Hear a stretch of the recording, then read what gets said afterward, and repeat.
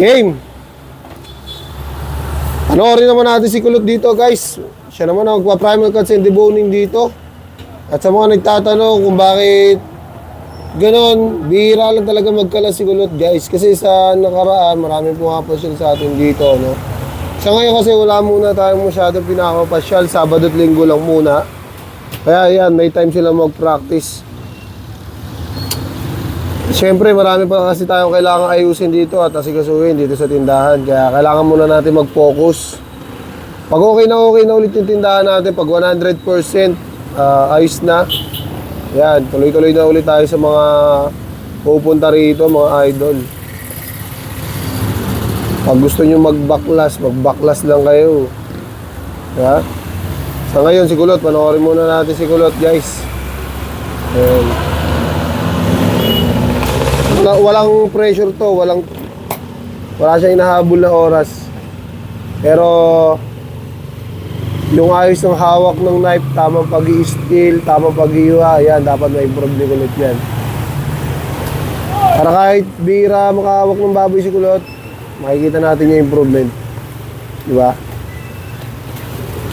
Magaling na to dati eh. Biglang umupas eh. Kaya wala lang talagang practice. Yun talaga. Parang pag wala talagang practice, syempre, kakalawangin ka ng paunti-unti. Okay, tanggal na agad yung patahain.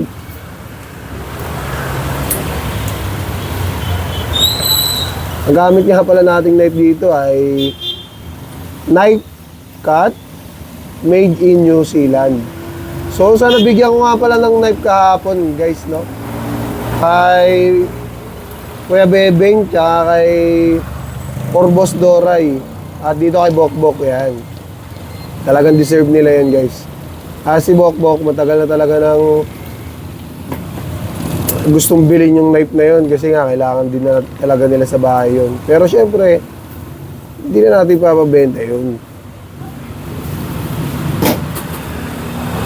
Meron pa akong 4 na available na knife, guys.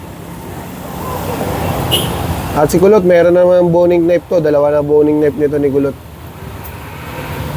Isang galing kay Sir Pop Series, tsaka isang G. Kensen.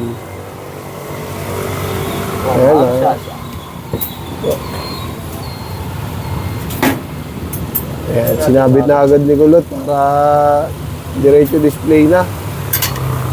At ito naman, dito naman tayo sa shoulder. Medyo okay naman para, kaya-kaya naman pala eh, na maayos eh. Tamang paghawak ng knife, power grip, and dagger grip, and oblique. Yan, yung mga tamang paghawak ng knife, kailangan niya yan.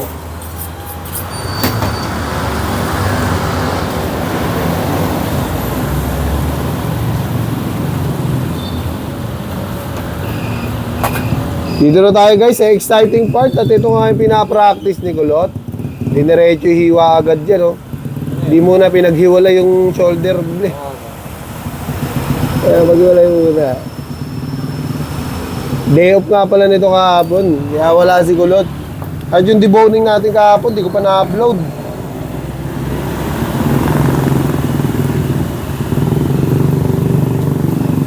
Dahil wala kasi Kulot kahapon, di pa natin na-upload yung deboning natin kahapon.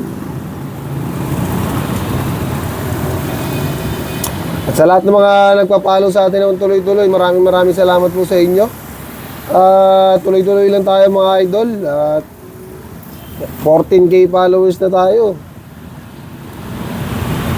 Road to 1M na to.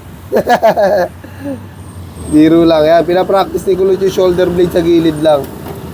O, di ba? Basic. Pag nagawa nyo yung ganyan technique, guys, basic na basic yan. Pero kapag medyo matigas yung baboy, alam niyo yung sa supermarket na kalasan, huwag nyo lalagyan ng laman, Canadian deboning na yun. Sa kalahati pa lang, matatagalan na kayo. Paano pa kayo pag 10,000 na yung kinakalas nyo? Puro shoulder lang, natapat kayo sa puro shoulder lang, oh. Ganong kalasan yung gagawin nyo. Kapag puro ham leg naman, madali naman yung ham leg. Kaya nyo yun. Ha? Basta 0-0 lang. Ayan o. Diba? Diba? Mas basic yung ganong kulot. Diba? Yeah. Hindi na dumudugo yung labi mo. O, diba? Tanggal agad.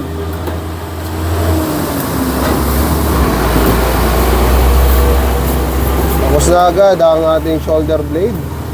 Dito naman tayo sa may first layer ng ating patapron. First layer. Ayan o. Pag nakita nyo agad yung layer na yan, alam nyo na agad kung paano nyo tatanggalin yung bias ng patapron natin. Ayan. Susundan nyo lang yung mga layer na yan. Eh. Ayan, ganyan lang. Basic na basic. Sagad nyo yung hanggang dulo. Ayan, safe, ganun.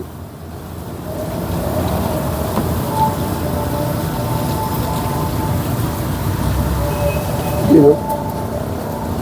Ang laki ng bias eh. Laki mo yung pata. Maliit lang yung bias. Para hindi na masyadong masakit.